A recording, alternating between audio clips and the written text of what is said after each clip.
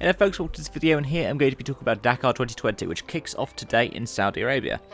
And now, whilst the actual setting for it is something that I could save for another video, because I'll also be talking about things like the Diriyah E-Prix there, the Dakar itself is going to be quite interesting this year, not only because of the fact that it's taking place entirely in one country again, but because of the fact that it's also going to be taking place in a country that hasn't been visited before. And because of the fact that out of the 5,000 kilometres of specials over a total of 7,500 kilometres, 75% of the rally will be taking place over sand. Which, well, the Dakar is iconic for its sand dunes, but it will be fascinating to see what will happen when it's more and more and more off the beaten path, close towards the more well-known rally raid part of the Dakar. And it will be visiting so many famous sites, like starting off in Jeddah and finishing off in Qiddiya, the new city that's going to have its first major sporting event be the finale to the Dakar.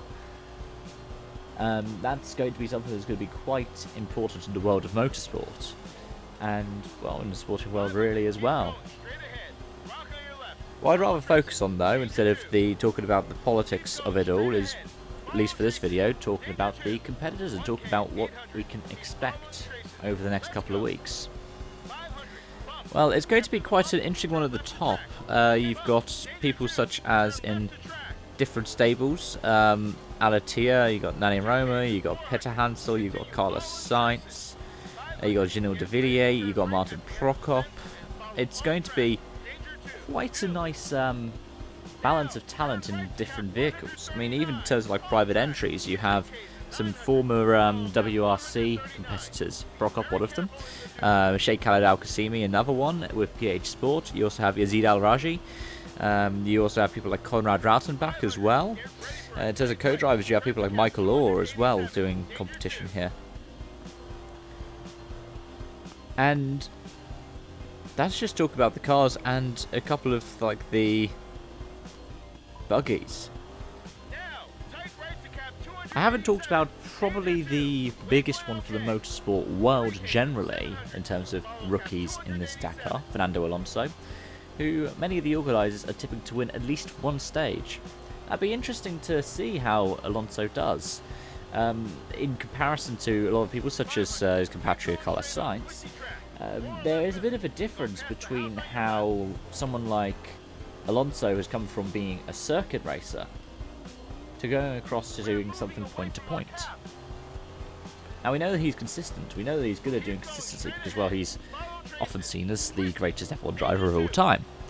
But we don't know what he's going to be like in terms of competitive point to point racing. Whereas people like Carlos Sainz, we do know. And that's something that's even comparable to people like, well, of course now he's a veteran, but in his early days, Stefan Peterhansel, Luc Alphon. They were people who were like, okay, they can do point to point, but can they necessarily do it on 2 wheels or 4 wheels? Turns out they can. Yeah, speaking of on 2 wheels, who are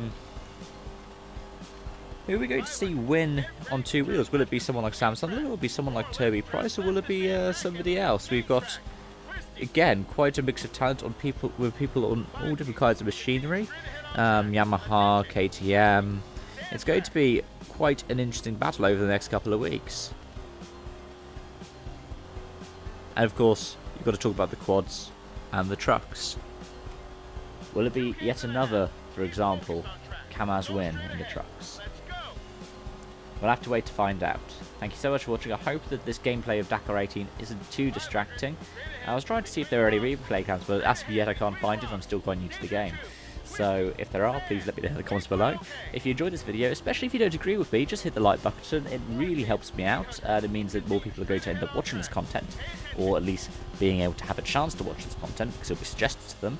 If you did enjoy this, make sure to hit the subscribe button, hit the bell notification icon, because that way you'll be notified of any kind of future uploads, any kind of future streams, and I do motorsport content, sim racing content, and so on, as well as other like video essays and general different bits and pieces. Thank you so much for watching, and I hope to see you again soon. Bye bye for now.